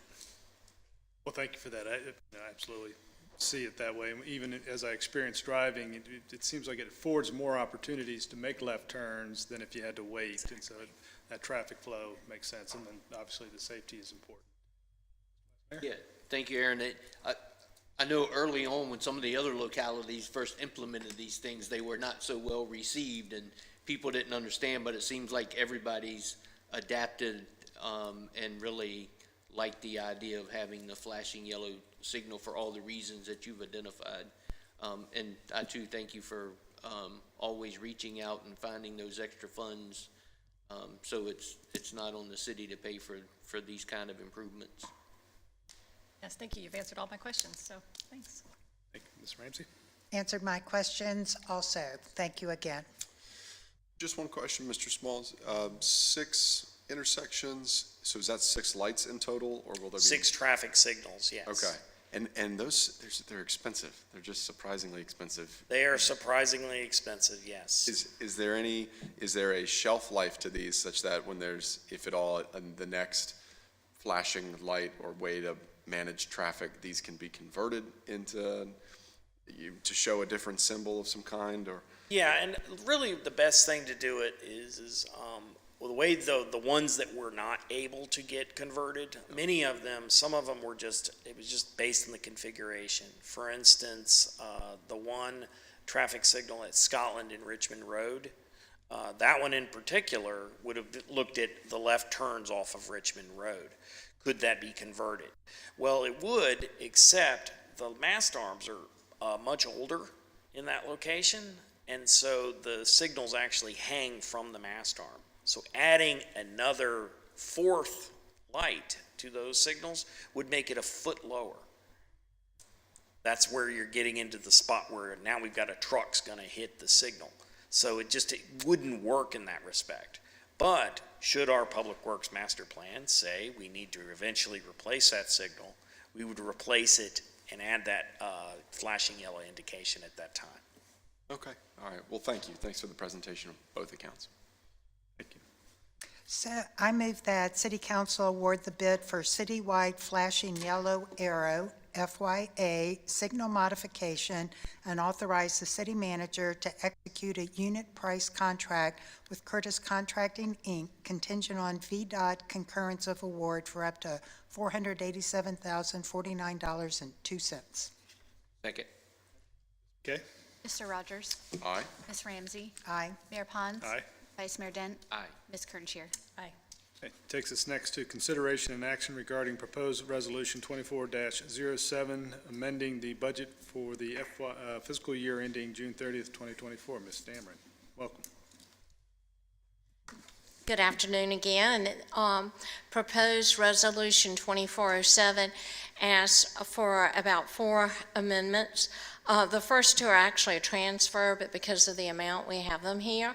So the Williamsburg Redevelopment and Housing Authority is asking for a transfer of $133,000 from the roof and gutter budget to the Blatant elevator budget. And also for a transfer from their fence and dumpster budget in the amount of $10,000 to the city housing renovation budget. We're also asking for an appropriation to other grants of $114,681, and also to state grants for $2,490, and to the Port Ann, or for the Port Ann outfall stabilization project, and also to appropriate to that project. The sum of those 2 are $171,000. And an additional appropriation to the traffic signal project and to federal grants of $392,400 for the flashing yellow lights, and also to that project. And we will clarify whether that's a state or federal grant. Federal. Okay. It's often that some of the VDOT comes through as state and some comes through as a pass-through. So we'll okay. Thank you. No questions? No questions. Always like new money. Yeah. Thank you. Ms. Ramsey? So I recommend that City Council approve Resolution 24-04 as submitted. Second. Ms. Ramsey, Ms. McKay? Mr. Rogers? Aye. Ms. Ramsey? Aye. Mayor Pons? Aye. Vice Mayor Dent? Aye. Ms. Kernscher? Aye. Hey, I don't believe we have a closed session today, do we? Anybody like to make any comments? Yes, before we adjourn, I'd like to make a few comments, Mayor. I'd like to reflect on a memory that was former Mayor Paul Freiling posted on Facebook recently. It was his message of hope from March 2020. You, I, and other city council members then wrote these to help assure our citizens that we would make it through the COVID pandemic. COVID seems like a long time ago. However, it's only been 4 years when fear, uncertainty, and worry gripped the city with the shutdown of our key economic drivers, William and Mary and CW. I think it's important to remember that through compassion, collaboration, dedication, and hard work from our city staff, that citizens were cared for and services were met, whether by police, fire, public works, or finance. Economic development obtained and distributed grants to our businesses, and outside dining was set up throughout the city to help our restaurants. Can we even now imagine what Dog Street would be like without those tables and chairs? Emergency policies were put in place for us to perform our duties and for drive-through voting at the old fire station. Through the leadership of our city manager in conjunction with James City County and York County administrators, and in collaboration with William and Mary and CW, the visitor center was converted into a regional vaccination clinic. Let us hope we never have to face such a situation again, but as Paul said, sticking together and supporting each other in the face of adversity can yield amazing results. Thank you. Thank you, Ms. Ramsey. Those are certainly specific to the time frame, but timeless when you consider the value of sticking together and hard work. So thank you. There's nothing else on the agenda. Would somebody like to make a motion to adjourn? So I move that we adjourn. Second? Thank you. Ms. McKay? Mr. Rogers? Aye. Ms. Ramsey? Aye. Mayor Pons? Aye. Vice Mayor Dent? Aye. Ms. Kernscher? Aye.